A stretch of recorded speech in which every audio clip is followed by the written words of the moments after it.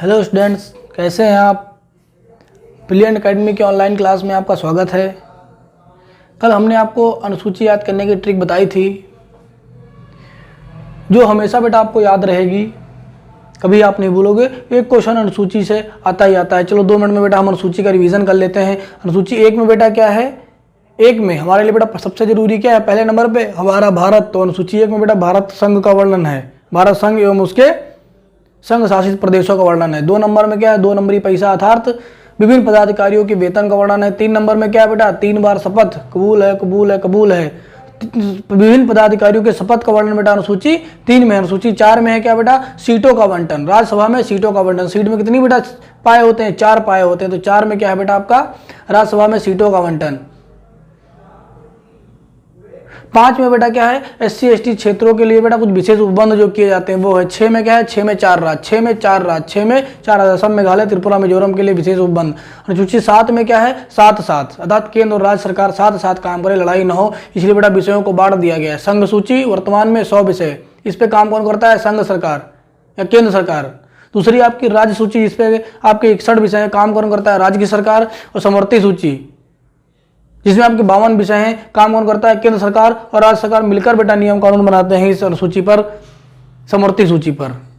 लेकिन विवाद की स्थिति में केंद्र द्वारा बनाया गया कानून समवर्ती सूची में मान्य होता है। और ऐसा कोई भी कानून जिनका वर्णन ना तो किसी सूची में नहीं है, ऐसा कानून बेटा कौन कहलाता है, अवशिष्ट शक्तियां या कानून कहलाता है। उस पर भी नियम कानून कौन बनाता है, आपका केंद्र सरकार बनाती है।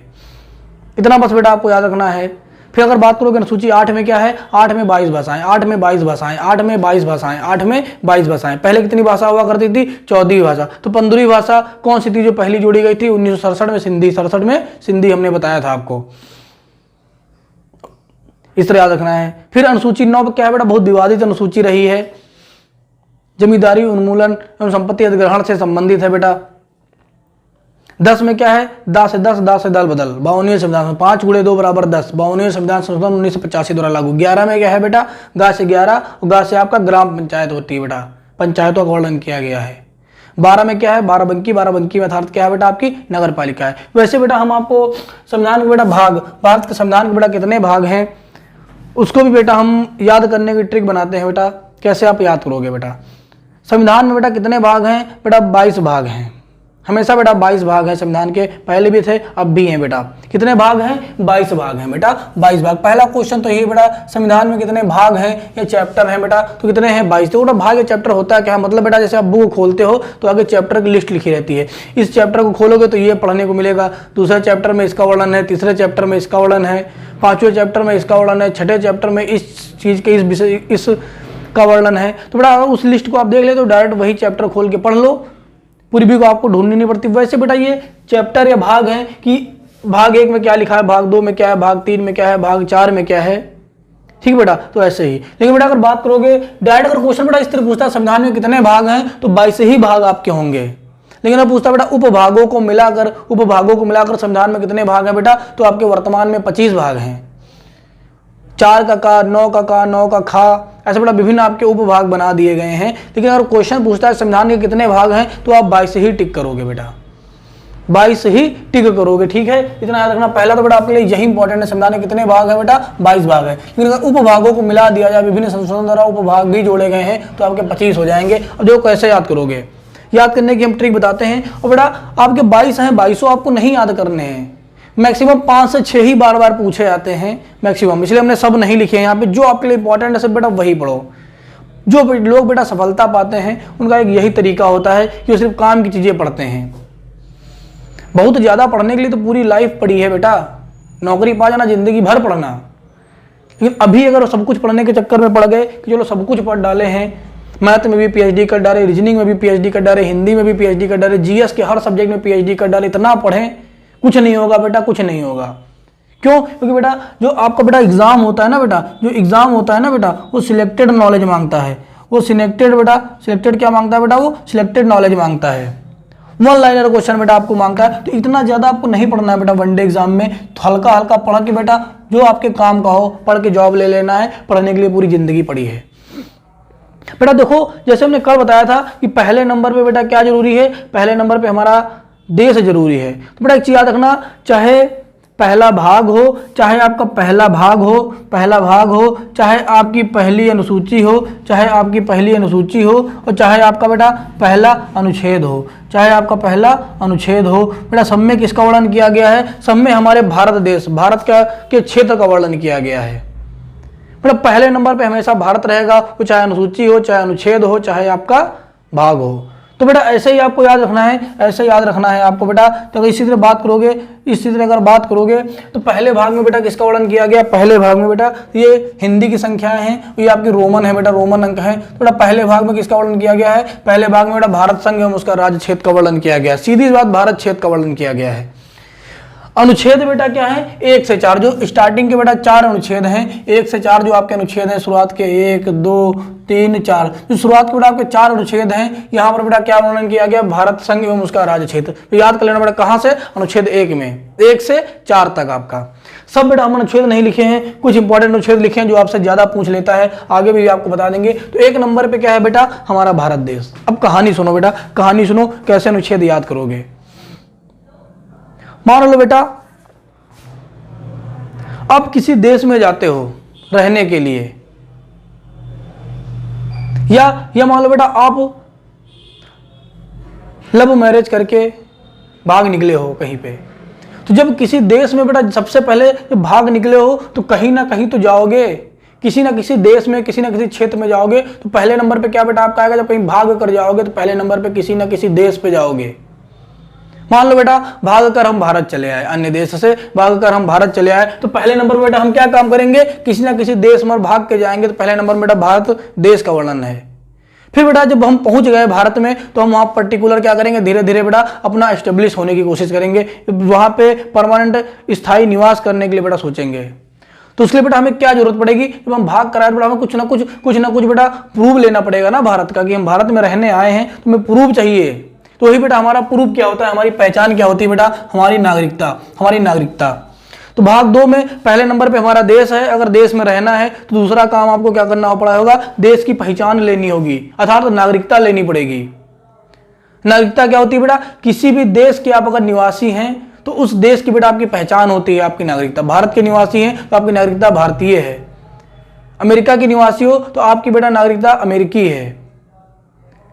ठीक है बेटा। तो वैसे ही आप किसी देश में भाग कर गए हो तो पहले नंबर पे बेटा किसी ना किसी देश में जाओगे, दूसरे नंबर पे आपको बेटा क्या जरूरत पड़ेगी? नागरिकता की जरूरत पड़ेगी, तभी तो बेटा किसी देश में रह पाओगे। प्रूफ नहीं तो कहां किसी देश में रह पाओगे? प्रूफ लेना पड़ेगा आपको, नागरिकता लेनी पड़ेगी। जब बेटा आपको नागरिकता मिल गई तो आप थोड़ा खुश हुए कि चलो कम से कम भारत ने हमें एक्सेप्ट तो किया, हम भारत के निवासी तो बने। फिर तीसरे नंबर पे क्या जरूरत पड़ेगी? जब आपको बेटा नागरिकता मिल गई तो तीसरे नंबर पे बेटा क्या जरूरत पड़ेगी? आपको कुछ अधिकार चाहिए ताकि भारत में स्वतंत्रता पूर्वक रह सको। नहीं तो आप भाग कर आए हो, लोग ताने सुनाएंगे, लोग रहने नहीं देंगे, कोई व्यापार नहीं करने देगा, कोई आपको मारेगा पीटेगा।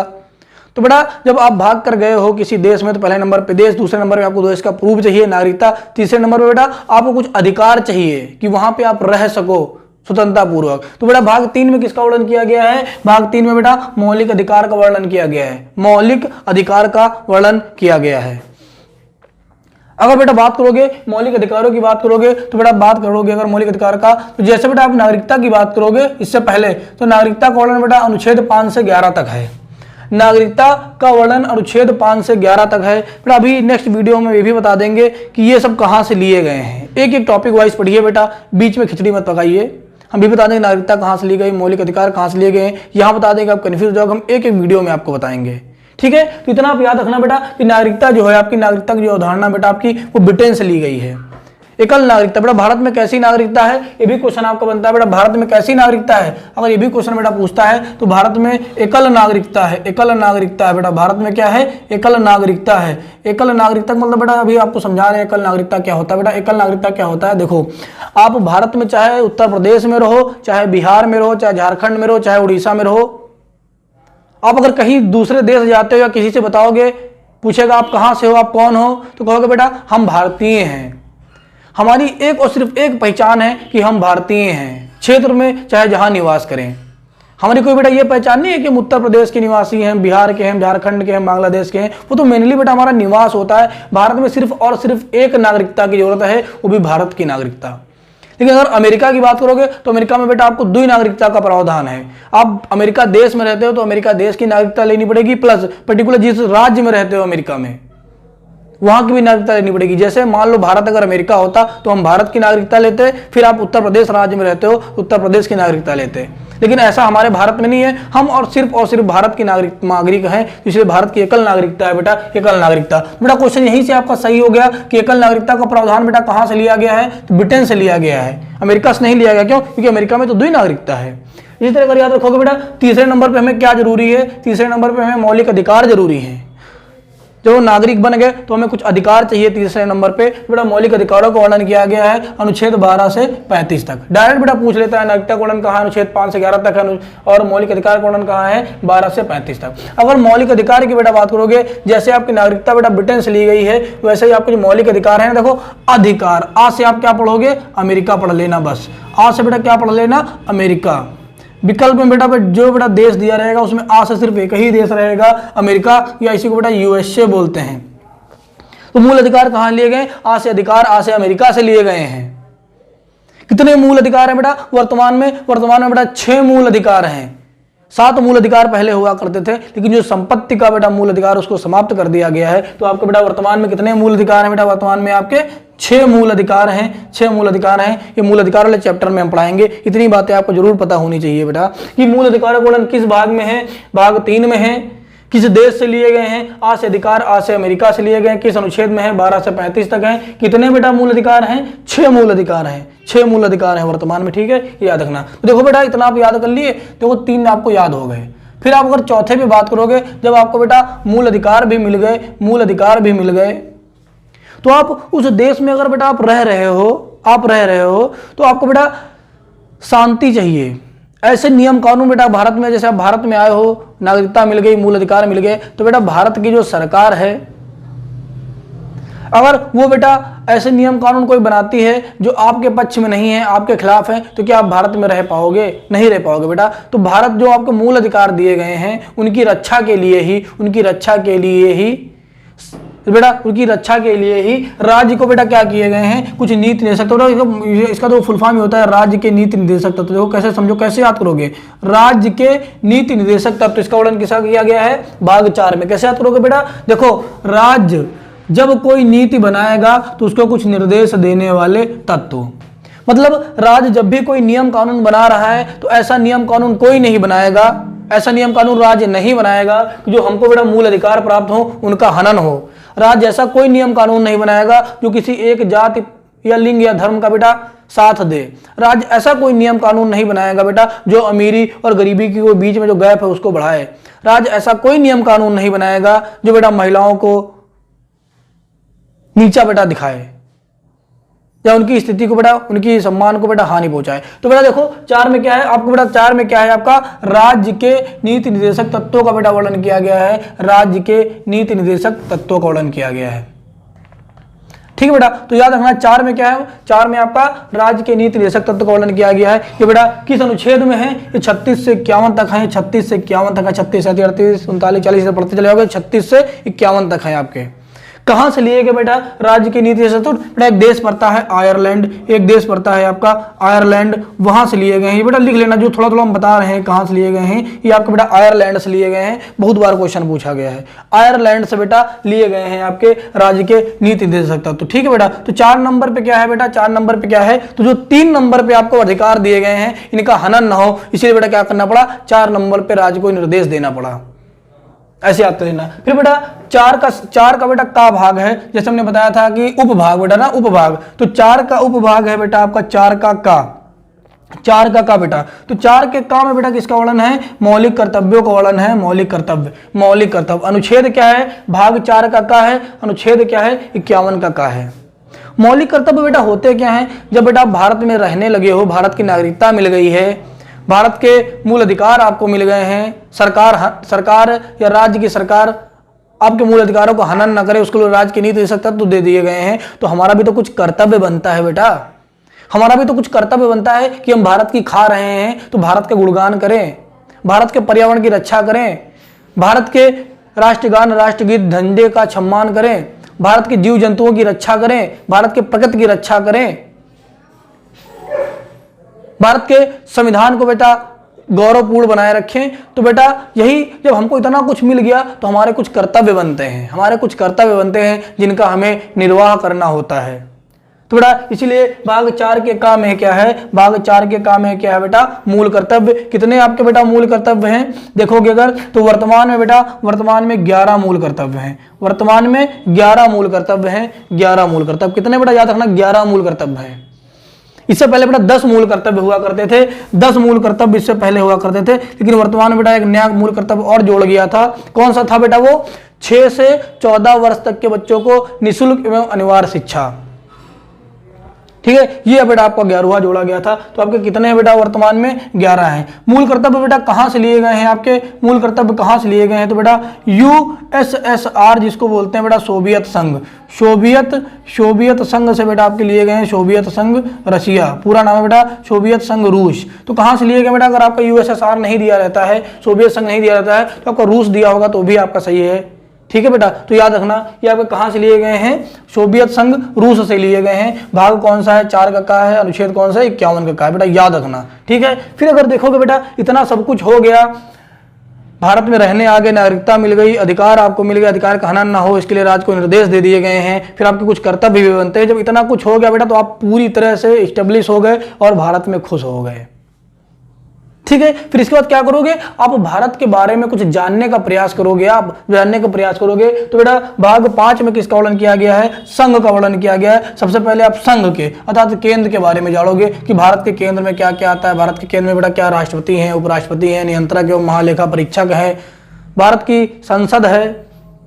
तो इन सब चीजों पर केंद्र की जो व्यवस्था होती है, केंद्र की जो पूरे भारत लेवल की सरकार होती है, उसके बारे में आप भारत को समझने का प्रयास करोगे। धीरे धीरे भारत के संघ को जानोगे। जब पूरे भारत के बारे में आप जान जाओगे, पूरे भारत के बारे में जान जाओगे, भाग 5 में भारत के बारे में कैसे जानोगे, देखो ऐसे भारत के बारे में जानना है, कैसे जानना है बेटा, भाग 5 में, भाग 5 में आपको क्या मिलेगा बेटा, भारत के बारे में जानना है। ठीक है बेटा, फिर अगर भारत के बारे में आप जान गए, फिर बेटा क्या करोगे, अब पर्टिकुलर राज्य के बारे में जानना शुरू करोगे। तो बेटा राज्य का जो वर्णन किया गया है वो भाग बेटा 6 में है, भाग 6 में। तो क्रम से बेटा याद करना है, ऐसे याद करना। जब कर्तव्य आपको हो गए तो फिर आप क्या करोगे, फिर आप 5 नंबर पे क्या करोगे, भारत के बारे में कुछ जानने का प्रयास करोगे, अर्थात संघ की सरकार या संघ का वर्णन किया गया है। या संघ के बारे में समझ गए तो फिर आप राज्य के बारे में जानना शुरू करोगे, राज्य के जानना शुरू करोगे बेटा, तो 6 में है। फिर बेटा 7 आपका इंपॉर्टेंट नहीं है, इसलिए उन्हें 7 भाग 7 आपका छोड़ दिया है। ठीक है, इतना इंपॉर्टेंट नहीं है।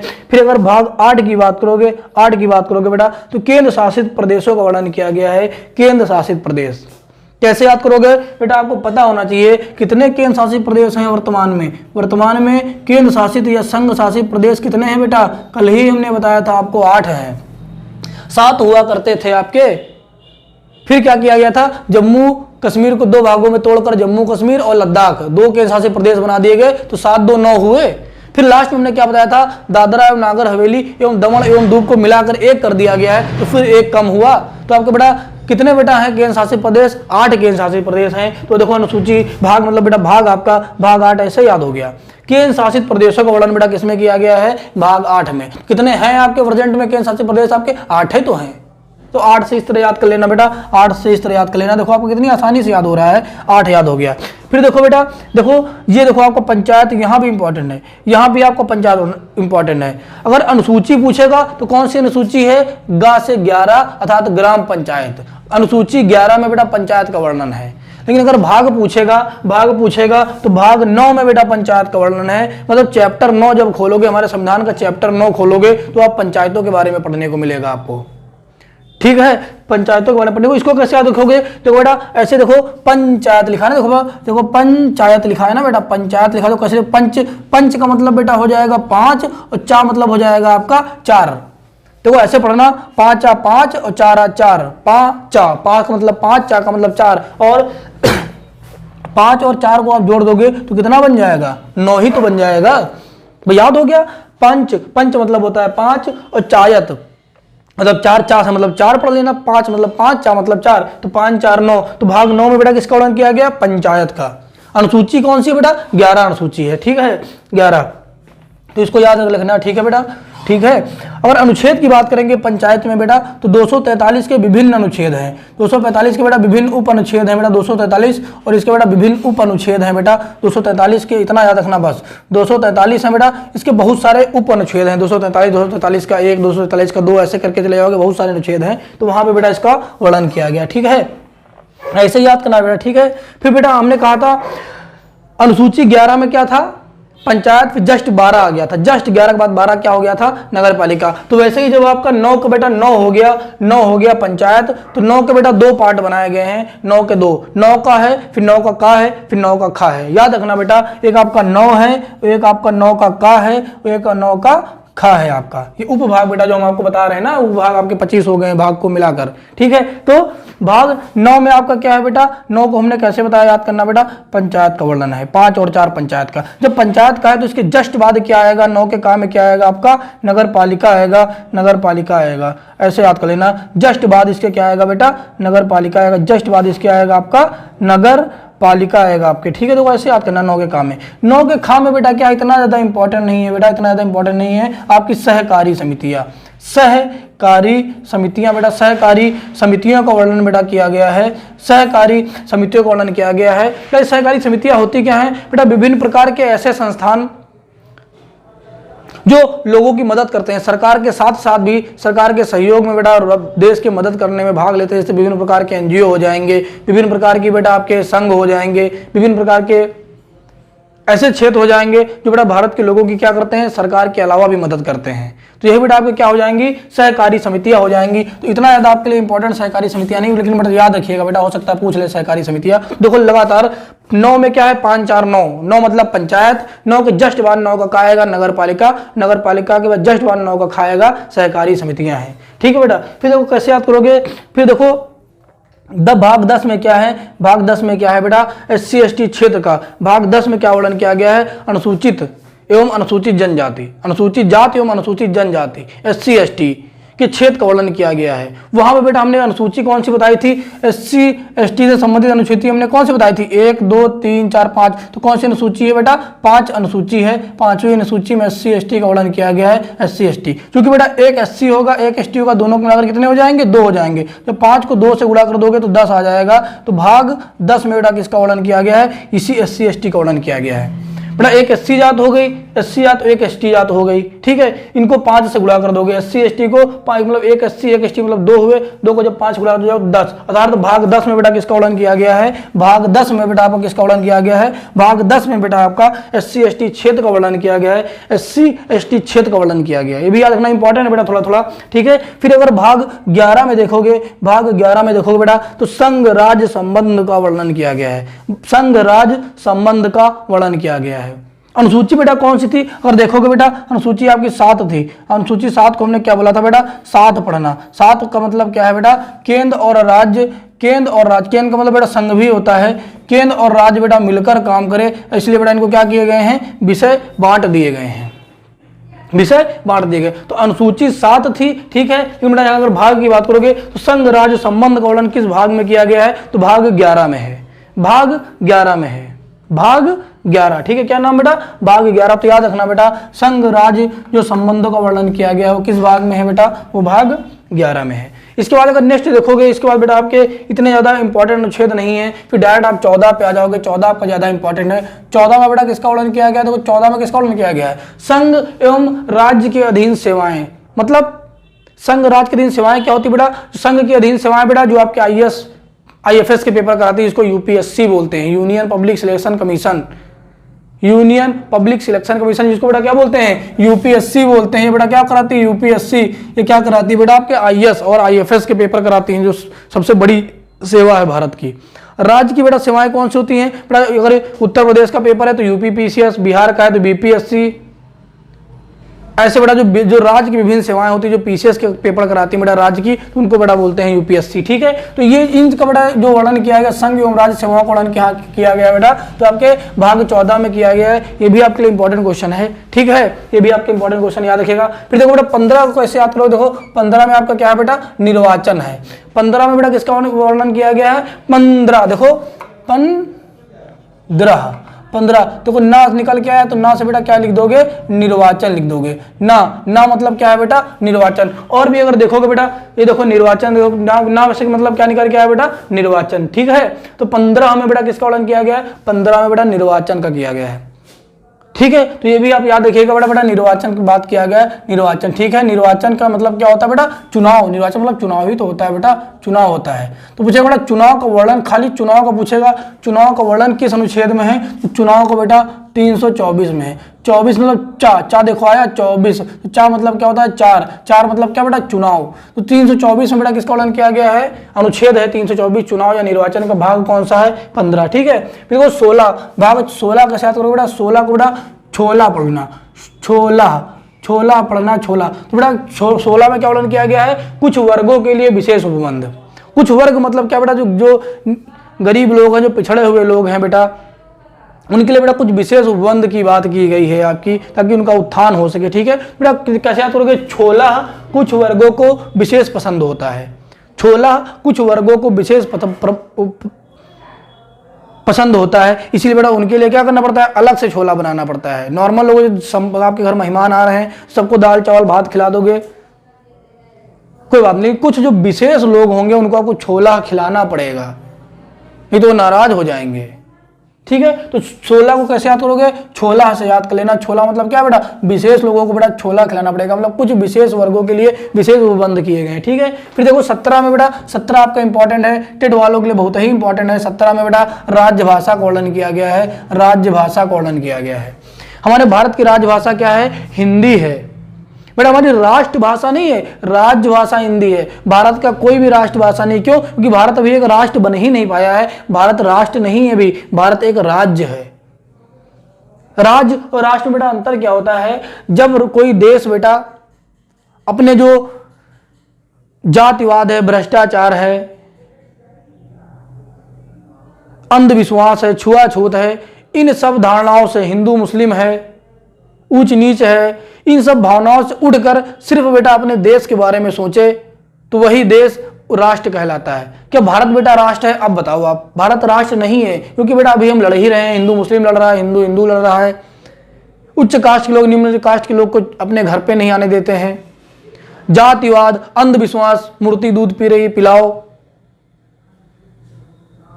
विभिन्न प्रकार के बाबा आशीर्वाद दे रहे हैं आपको, बाद में कांड में फंस जाते हैं। तो बेटा भारत इन सब समस्याओं से भी ऊपर ही नहीं उठ पाया है, इसलिए भारत क्या है, अभी एक राष्ट्र नहीं, राज्य है। ठीक है, तो याद रखिएगा। फिर देखो सबसे ज्यादा आपका बेटा 18 पूछा जाता है।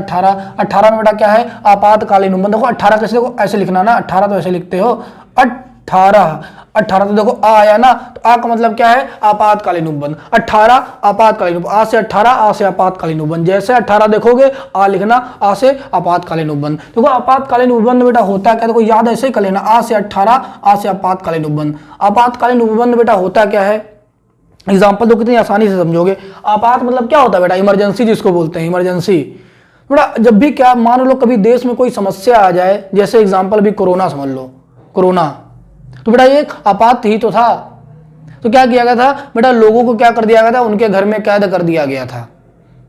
तो वैसे बेटा ये भी है, आपातकाल का मतलब है बेटा, अगर देश में कोई समस्या आती है, देश में कोई समस्या आती है तो क्या किया जाएगा, क्या किया जाएगा, लोगों के अधिकारों को बेटा, जो ये अधिकार प्राप्त है, मौलिक अधिकार बेटा प्राप्त है, इनको बेटा छीन लिया जाएगा। सिर्फ और सिर्फ अनुच्छेद 20 और अनुच्छेद 21, कौन कौन बेटा, अनुच्छेद 20 और 21 को छोड़कर बेटा आपातकाल के समय क्या होता है, लोगों के सभी अधिकार छीन लिए जाते हैं। आप घर में रहो, 1 घंटे का टाइम भी आता है, निकलो सब्जी खरीद के फिर घर में कैद रहो। क्यों, क्योंकि बेटा आपातकाल के समय अगर आप बाहर निकलोगे ना तो आपकी जान का खतरा होगा। जैसे भारत की लड़ाई किसी और देश से छिड़ गई है और बाहर घूम रहे हो, 1-2 बम आके गिरेंगे, मिसाइल गिरेंगे, आपकी जान का खतरा होगा। लेकिन घर में रहोगे तो आप सुरक्षित रहोगे। तो 18 में बेटा आपका क्या किया गया है, आपातकालीन उपबंध का वर्णन किया गया है, आपातकालीन उपबंध का वर्णन किया गया है। बेटा आपातकाल आपके 3 प्रकार के आपातकाल होते हैं, ये भी आपको पढ़ाया जाएगा। आपातकाल बेटा 3 प्रकार के होते हैं। बेटा अनुच्छेद 352 में जिस आपात का वर्णन किया गया है बेटा, वो राष्ट्रीय आपातकाल है, वो राष्ट्रीय आपातकाल है। ये बेटा पूरे भारत में लगता है। युद्ध एवं विदेशी आक्रमण, जब बेटा किसी देश से हमारा युद्ध चल रहा हो या कोई देश हम पर आक्रमण कर दे तो बेटा क्या करेंगे, हम भारत के लोगों को घर में कैद कर देंगे, उनके अधिकार छीन लेंगे, क्योंकि बेटा उनकी जान को खतरा है। ठीक है, तो ये आपका राष्ट्रीय आपात कहलाता है। फिर दूसरा बेटा आपातकाल होता है बेटा 356 बेटा क्या है, राज्य में आपातकाल। राज्य में राष्ट्रपति शासन बोल सकते हैं, सीधे सी बात। अगर बेटा राज्य कोई है वो संवैधानिक तंत्र के अनुसार शासन नहीं कर रहा है, संविधान के नियमों के अनुसार शासन नहीं कर रहा है, संविधान का उल्लंघन कर रहा है, तानाशाह हो गया है, किसी की सुन ही नहीं रहा है, संविधान का उल्लंघन कर रहा है, ना तो मूल अधिकार मान रहा है, अपनी एक जात को प्रमाण उत्थान कर रहा है, किसी धर्म के प्रति काम कर रहा है। अगर राज्य में पूरी तरह से बेटा संविधान का उल्लंघन हो रहा है तो क्या कर दिया जाएगा बेटा, राज्य में राष्ट्रपति शासन लगा दिया जाएगा। और तीसरा बेटा आपका जो होता है अनुच्छेद 360 होता है वित्तीय आपातकाल, इसको बोलते हैं वित्तीय आपातकाल बेटा, इसको बोलते हैं वित्तीय आपातकाल। वित्त मतलब क्या होता है, वित्त का मतलब बेटा होता है पैसा। मान लो कभी भारत में क्या हो जाए बेटा, सरकार के पास पूरी तरह से पैसा समाप्त हो जाए, लेकिन लोगों की जरूरतें तो नहीं समाप्त होंगी, लोगों को पेट्रोल चाहिए, गैस चाहिए, सब कुछ चाहिए, लेकिन सरकार के पास पैसा नहीं है तो विदेशों से कहां से खरीदेगी, तब भी लोगों को बेटा भारत में क्या किया जाएगा, आपातकाल लगा दिया जाएगा। जब लोग घर में रहेंगे तो जरूरतें उनकी कम हो जाएंगी। लेकिन बेटा जो आपका ये वित्तीय आपातकाल है अभी तक भारत में नहीं लगा है, बाकी सब लग चुके हैं, लेकिन अभी वित्तीय आपातकाल नहीं, क्योंकि भारत बेटा जुगाड़ू देश है। कभी आप बेटा वित्तीय समस्या आती नहीं है। आज हमारे पास 100 रुपए हैं तो 75 रुपए वाली काम चला लेंगे, 1 लाख रुपए हैं तो 1000 वाली पी लेंगे। अरे जो खुशी की बड़ा बात कर रहे हैं, ऐसे ही लोग देखो ऐसे तो जुगाड़ काम चलाते हैं। 100 रुपए हैं तो 10-20 बचा लेंगे, 1000 रुपए हैं तब भी काम चल जाएगा, 1 लाख रुपए तब भी खर्चा चल जाएगा, 1 करोड़ तब भी खर्चा चल जाएगा। तो ऐसे बेटा ये 3 याद रखिएगा, अनुच्छेद बहुत पूछा जाता है। 52 में राष्ट्रीय आपातकाल है, 356 में राज्य में राष्ट्रपति शासन की बात की गई है, संवैधानिक तंत्र की विफलता पर, संविधान के अगर अनुरूप शासन नहीं कर रहा राज्य तब। और 360 में क्या है आपका वित्तीय आपातकाल है, इतना आप याद रखिएगा। तो 18 में क्या है बेटा, आज से 18 आज से आपातकालीन। और देखो 20 में क्या है, 20 कैसे याद करोगे, देखो हिंदी में लिख देना 20 लिख देना, सा से मतलब कैसे रेड कर देना, संविधान संशोधन। सा का मतलब क्या बेटा, संविधान संशोधन, 20 सा आएगा वैसे आप कह देना संविधान संशोधन। ये बेटा लिख लेना अनुच्छेद आपातकाल से संबंधित, ठीक बेटा। तो 20 में बेटा किसका वर्णन किया गया है, 20 में किसका वर्णन किया गया है, संविधान संशोधन का वर्णन किया गया है, संविधान संशोधन। 20 सा मतलब संविधान संशोधन। बेटा अनुच्छेद कौन सा है संविधान संशोधन का, अनुच्छेद बहुत पूछा जाता है, अनुच्छेद 368 है बेटा, अनुच्छेद जिसको आर्टिकल बोलते हैं वो 368 है, इसमें संविधान संशोधन का वर्णन किया गया है।